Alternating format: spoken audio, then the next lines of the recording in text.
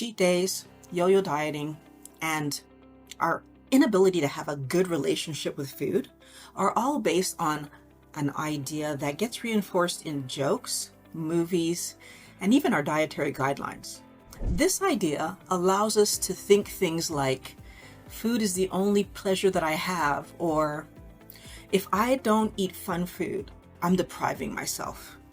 This idea led to the emotional turmoil that I was living.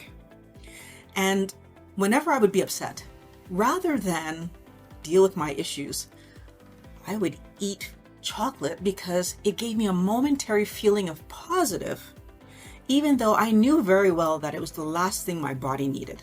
And because I knew it was the last thing my body needed, when I did eat it, I would overdo it because, well, in for a penny, in for a pound. If you're doing the wrong thing and you're going to feel bad about it anyways, might as feel as good as you possibly can. So that back and forth that we live, because eating chocolate feels good, but then it makes you feel bad because you know you're harming your health. The belief that's causing turmoil in your life is the it doesn't matter what I eat, it doesn't matter what I do mindset. The idea that it doesn't matter if I make a mistake or if I fail. There are 3 huge problems with this mindset that I'm going to point out to you. And the third one is, I hope, is going to show you why you really need to change this forever.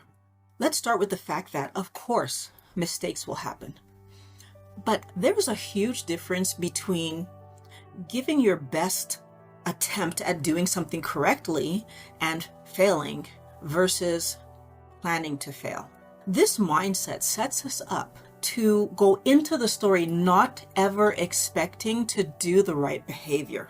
And by doing that, we are ignoring the fact that failures have repercussions. First of all, each time that I fail at the same task, I'm telling myself that possibly I can't do this. That means that when I go back into this same task, with this understanding that this is too hard for me, there's a high possibility that I don't give as much effort as I might have given when I still thought I had a chance at passing it, at achieving it. If you imagine what this means for dieting, if I've done a diet, but I didn't lose the weight that I wanted to lose, or maybe I lost it and then I put it back on, the second round of doing the same diet, a little bit less effort. The third round of doing the same diet, a little bit less effort. And considering the fact that in diet terms, the it doesn't matter usually goes along with what we're eating, all of a sudden there's a huge problem here. If I change my diet, of course, I'm going to have renewed vigor because I'm going to think this is the diet that's going to work. But if the same thing happens, I lose weight and then put it back on, or maybe I don't lose the weight that I wanted to lose, eventually my ideas about dieting in general are going to be, dieting doesn't work. There's no reason for me to try to control my food, fix my food, improve my life through food.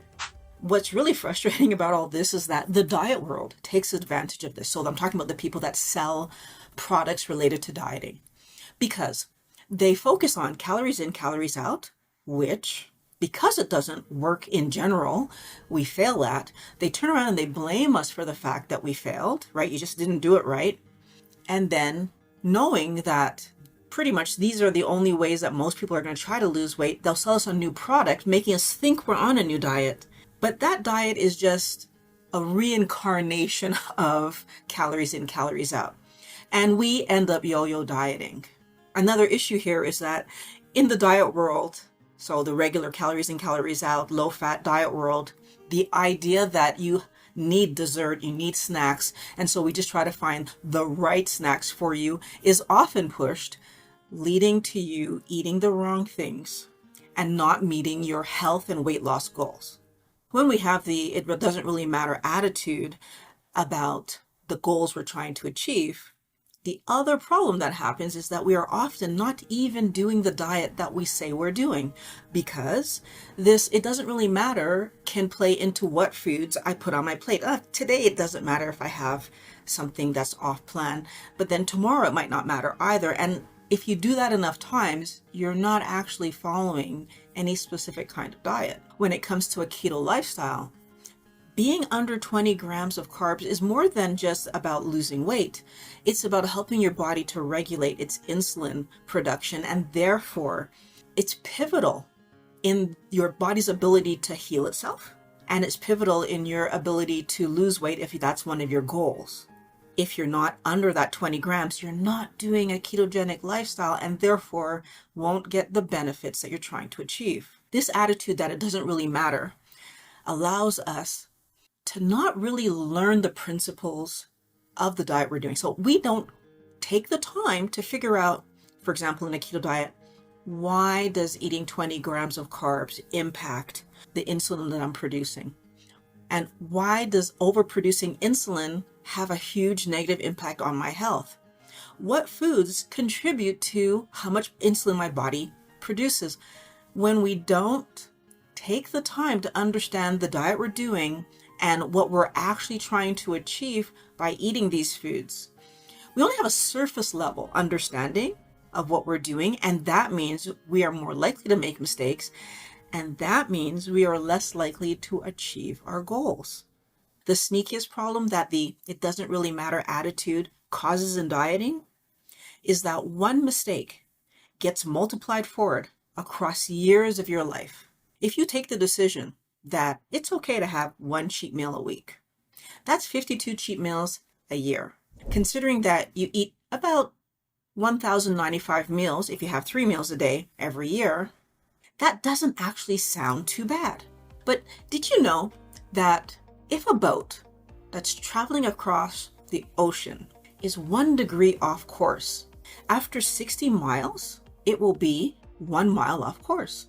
So if we apply this analogy to our keto lifestyle, 1 meal per week actually works out to be 5% of our meals for the year.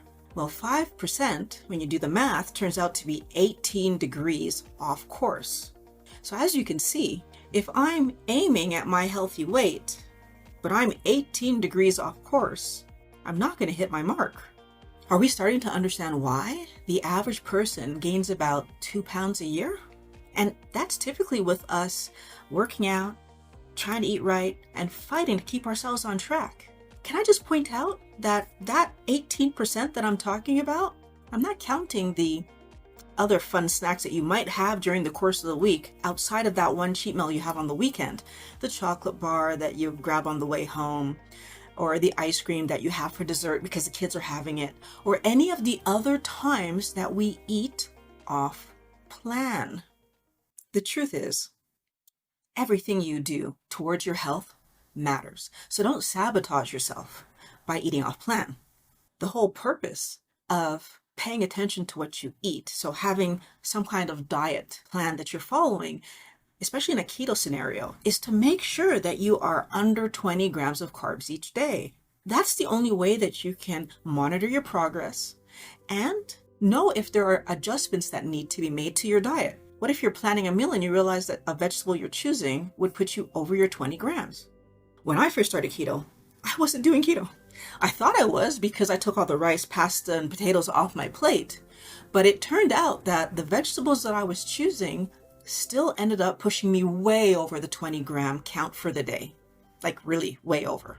But as soon as I started tracking and paying attention to how much of each of these vegetables I was putting on my plate, first of all, I was able to get myself at 20 grams or less. But second of all, I started to understand which vegetables were towards my weight and health goals versus the vegetables that were truly not going to help my progress in any way. And I eliminated those from my diet. And by doing that, I got myself under 20 grams of carbs in a day. And that is what gave me my health back. Until I had done that, I hadn't seen the progress in my joint pain. And as soon as I got those numbers corrected, I started to feel much better. I'm always talking about the importance of tracking, and I want to point something out. Not only did tracking help me to get under 20 and fix my joint pain, it actually helped me to understand that I had such metabolic damage that what I ended up needing to do was to stay under 18 grams of carbs daily. I'm not even able to do the normal 20. I get kicked out of ketosis. And the other thing that I noticed, because I was being careful of what I was eating and which vegetables I was putting on my plate, I learned a second thing by tracking, which was that nightshades, so tomatoes, eggplant, potatoes, all the nightshade family of vegetables cause extreme pain in my body. I wouldn't have been able to tell if I hadn't been tracking the foods and figured out that every time I had tomatoes or eggplant on my plate, things started to go awry. There are so many people that complain that keto doesn't work, but in fact, they're allowing these cheat days and therefore are not getting the benefits of the diet that they could be getting. They're not learning about the foods that are impacting their health that they could be learning because they're not taking seriously that everything you eat matters. And by allowing this, oh, it doesn't matter attitude so that I can sneak in some ice cream or eat some chocolate was my favorite, they are putting their health at risk and not getting the results that they're looking for. Wellness warrior, I don't want you to fall into this trap. If eating a plate of spaghetti would have caused you to have immediate pain or immediate diabetes, you wouldn't do it. But because it takes years to build up in your system and cause the problem, we don't pay enough attention to it. But I'm asking you to pay attention to it because it matters. Your health matters. I want to hear from you. Do you give yourself permission to eat off plan, or do you stick to your keto meals all the time? And if you do allow yourself to eat off plan, do you feel any repercussions? Or am I blowing this out of proportion? This video on the screen right here is going to give you 4 practical steps that you can take to stick to your keto diet. Click on the link and I'm going to meet you over there.